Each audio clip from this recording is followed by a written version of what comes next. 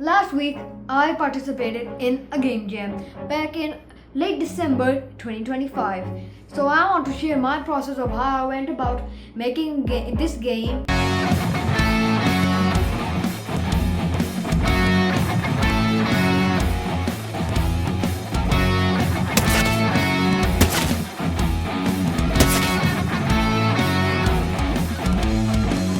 And my results, which will be kind of shocking if you ask me. So, for those of you who live under a rock, like Patrick, you don't know what a game jam is. Well, let me dumb it down for you. A game jam is a competition where some sweaty nerds show off their skills to win a prize, for example, some money or just practice in general. It's very good for practice for some beginner devs like me, but I'm not that beginner, but I'm kind of in that zone. But it's still very good practice for any game developer of any skill set. So I joined the Score Jam 2025 and I waited for the theme, but the jam was only 3 days, so keep that in mind. I only had 3 days to make this game. So, anyways, let's continue. So, I waited for the theme, and when the theme revealed, the theme was soccer, also known as football. Since the jam's rules included a score system or a high score system, but it actually was a leaderboard system, but I kind of didn't have time to implement a leaderboard system. So we had to make something that was score related. So I sat and thought about it. What games have scores in them? Any game, well, all games do. But what type of game would help me implement it the best? And then I came to me, a Vampire Survivors. Now, stick with me here. It may sound far-fetched, but think of it. They are like you're on a pitch. You just want a match, and then the other team's pissed off, so they're attacking you. So you, instead of punching them or shooting something at them like American, you instead shoot footballs at them to damage them. And it's like a Vampire Survivors, but the footballs are scattered all across the field and you have to go to them and kick them.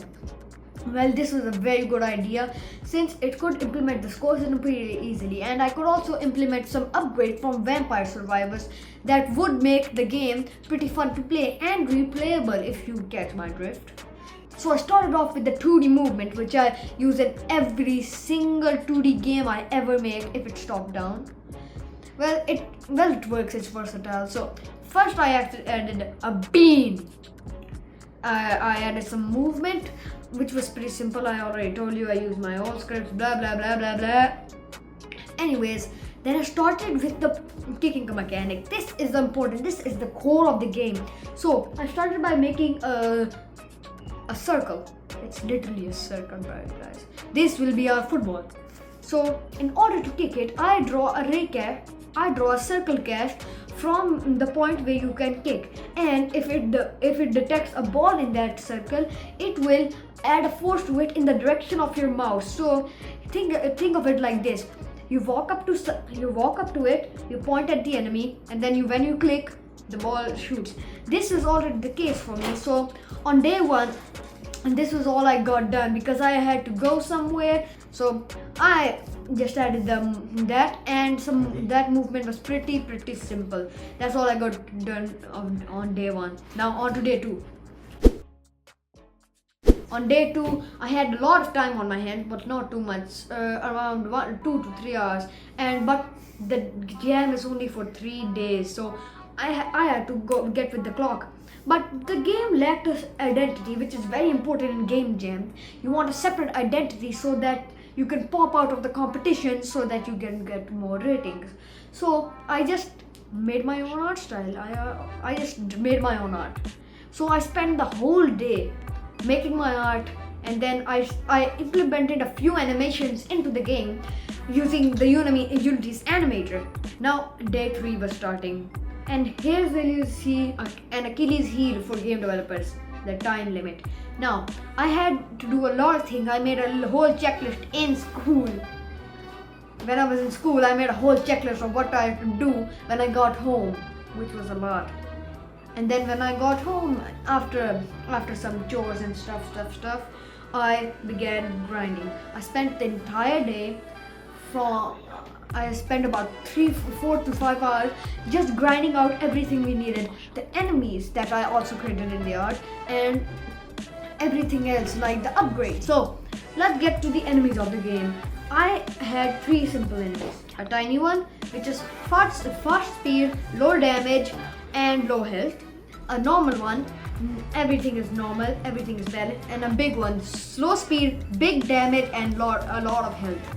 I implemented all these enemies with the same sprites I made on day 2, and they worked very good.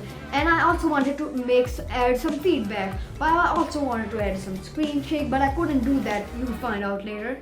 But I did add a flashing effect that looked pretty good and gave you a little bit of feedback of what was happening. After that, I really wanted to get to the upgrade system since I was really running out of time. So I made a couple of upgrades. So I only had 1 to 2 hours left, but the game lacked sound. So I spent the rest of the time grinding out the sounds and the music, and I also added the main menu with I called the game Kick to Live. A simple name. Now, after hours of work, I only had to upload the game, which took a little bit of time, really nearly 20 to 30 minutes. So I uploaded the game literally at 9 p.m., which is literally late, and then I went to sleep. After I published the game on the Jam page, I made one mistake. I made it downloadable as a Windows program. But the thing is, Game Jam games mostly get traction when you make them on browsers, as a browser upload. So, but I didn't have the WebGL system thingy, blah blah blah blah blah with me. So I had to upload it as a downloadable window thingy, which actually damaged the number of views I got and the number of ratings, which in turn gave me less ratings to compete with the other competitors. Before I checked my ratings, I also played a few of the other competitors' games, and they got good ratings, and I also gave my honest opinion on them. And finally, when I checked my game's ratings, I got 118 out of I think nearly 1,000 submissions, which is not great on my part, but I still learned a lot in this jam of how to manage my time, which will come in handy in future projects, and how to stay on track and not get sidetracked too much. But I hope you all enjoyed the video, and please be sure to subscribe. We are trying to hit 500 subs.